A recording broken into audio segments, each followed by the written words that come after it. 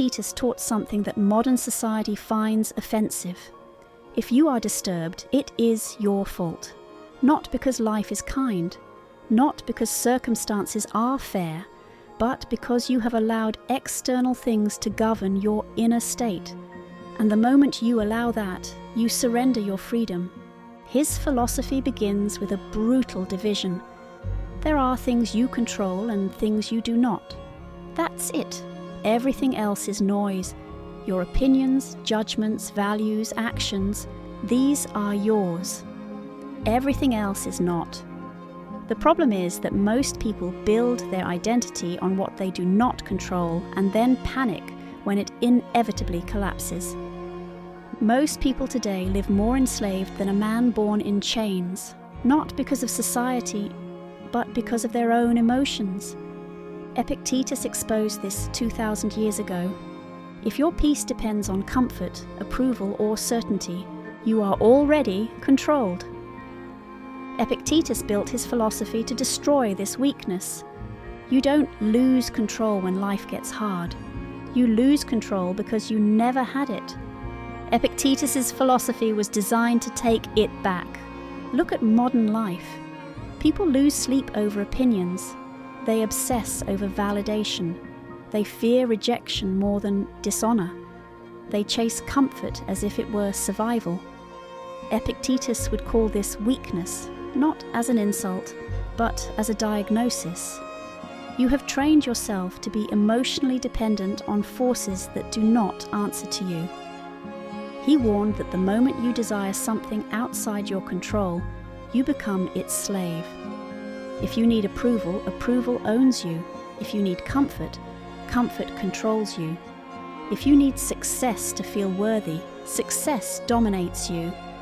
And once dominated, you are no longer free, no matter how impressive your life looks from the outside. Epictetus did not believe suffering came from events. He believed suffering came from incorrect judgments.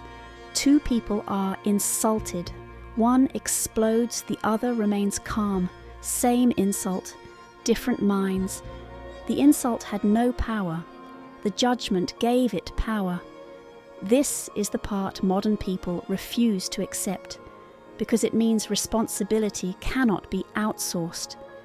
In today's world, people collapse over things Epictetus would consider trivial: a delayed response, a failed post, a lost opportunity, a harsh comment. He would say, "You are not wounded, you are undisciplined. You allowed something external to invade territory it does not belong in." At work, people demand recognition, fairness, reward. When it doesn't arrive, resentment grows. Epictetus would say, "You misunderstand your role. Your duty is not to be rewarded. Your duty is to act with excellence. Outcome is not owed to you. Outcome is not yours. And the faster you accept this, the stronger you become." Most people don't burn out because they work too hard. They burn out because they demand guarantees from an uncertain world. Epictetus taught effort without attachment, work without entitlement, discipline without complaint. That mindset cannot be humiliated because it does not rely on praise. In relationships, Epictetus would be even harsher. He would say most people don't love, they cling. They try to control another person's behavior to stabilize their own emotions. They call this attachment love. He would call it fear. You do not own another human being. The moment you try, you guarantee suffering. Love without control is strength. Love with dependency is weakness. If someone leaves and your identity collapses, the problem was never the loss. It was the foundation you built your life on. Epictetus believed desire was one of the greatest threats to freedom. Not desire itself, but undisciplined desire. When you chase pleasure reflexively, avoid discomfort instinctively, and numb yourself constantly, you are not living. You are being managed by impulses. Modern society encourages this weakness: endless comfort, endless distraction, endless stimulation. Epictetus would say this produces soft minds incapable of enduring reality. That is why he practiced voluntary discomfort, to prove that comfort is not required for peace. Cold, hunger, silence, boredom. These were not enemies to Epictetus, they were training tools. In modern life, this means resisting constant entertainment, not panicking in stillness, not fleeing discomfort immediately.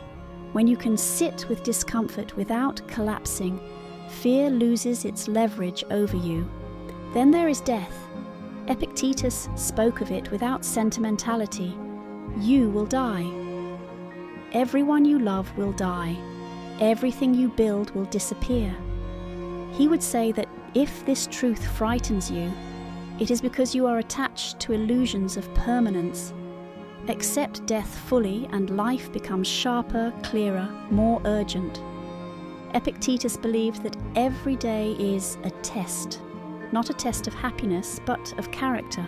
Will you react like an animal or respond like a disciplined mind? Will you blame the world or correct your judgments?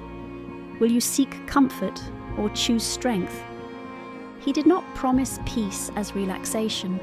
He promised peace as dominance over the self, a mind that cannot be shaken by insult, loss, rejection, or chaos, a mind that does not beg reality to be gentle, a mind that adapts, endures, and remains sovereign.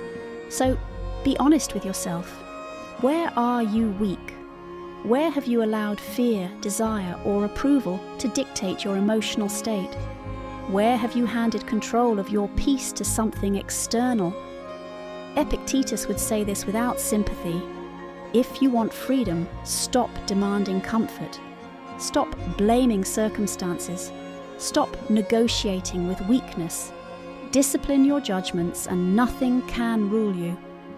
If you're ready to stop living reactively and start building an unbreakable mind, then you're in the right place. Subscribe to Stoic Gateway, where Stoicism is not motivation but mental warfare. And watch the next video where we go even deeper into Stoic philosophy and expose another illusion that quietly keeps most people weak.